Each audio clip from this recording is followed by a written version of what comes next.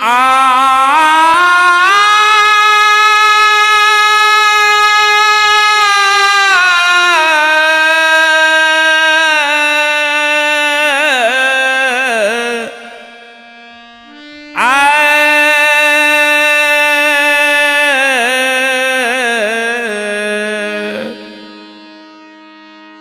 भैया, हम व्यास बलिराम यादव अरोड़ा सबने के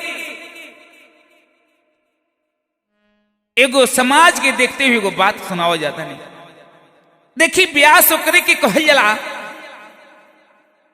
जेकरा अंदर गुण से निपुण बा, वेद शास्त्र के हाल जानता, समाज का हो बड़ छोट का हो सबके सम्मान देला, ओकरा के व्यास कहल जाला।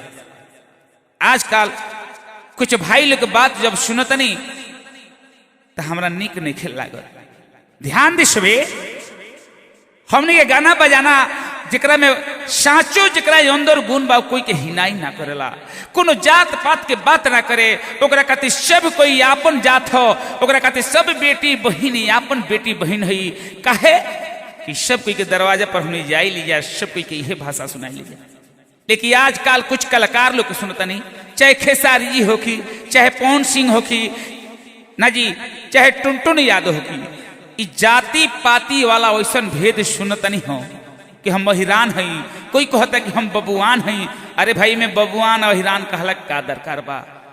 अरुआ में विशेषता बा तो अपन बड़पन दिखलाई, जेकरा में छोट बा वो अपना छोट कमी के निहारो कि हमू बड़ हो जाई। जात पात जे भी कैलक ओकर दुनिया बिखर गई, हमार देश बिगड़ गई जाति पाति पर।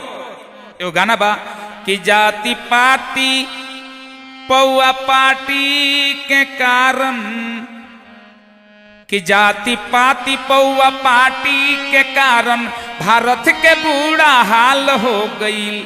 जाति पाति पौआ पार्टी के कारण भारत के बुरा हाल हो गई। लोग हरिहर गछिया के काटी चाहे, लोग हरिहर गछिया के काटी चाहे, हमारी भारत देशवा के बाटे चाहे। कि अपने लोगवा जाति पाति अपन वीरान कैले के कारण हो कि अपने लोगवा मुदैया से मिलके, कि अपने लोगवा मुदैया से मिलके बहेलिया के जाल हो गई। जाति पाति पौआ पार्टी के कारण भारत के बुरा हाल हो गई। यह लिखना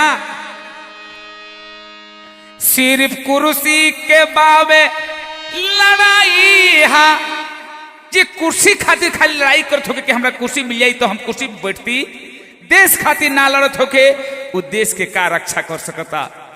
सिर्फ कुर्सी के बाटे लड़ाई हा, कोई का करी कोई के भलाई हा, कोई का करी कोई के भलाई हा। काहे कि नोट से वोट किनाता वही हमा, कि नोट से वोट किनाता वही हमा, कि लोगवा दलाल हो गई। जाति पाति पौआ पार्टी के कारण भारत के बुरा हाल हो गई। मुर्दा गाड़ल रहे तो उखाड़ल गई, मुर्दा गाड़ल रहे तो उखाड़ल गई। आ भाई भाई से झगड़ा लगावल गई, तो भाई भाई से झगड़ा लगावल गई। कहले यादो बलिराम है बतिया कि मन में कि मनवा बेहाल हो गई। जाति पाति पौआ पार्टी के कारण भारत के बुरा हाल हो गई। ऐसे कहे कि ना जाति पाति मत लगाई, आज सत्य धर्म पर चलता ओकर सपोर्ट करी।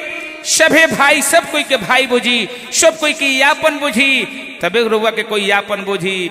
आ न तो दुश्मनी के जिंदगी निमन नहीं खे, वह करो पंडो खानी वह हाल हो जाए, घर छिटिर पिटिर हो जाई।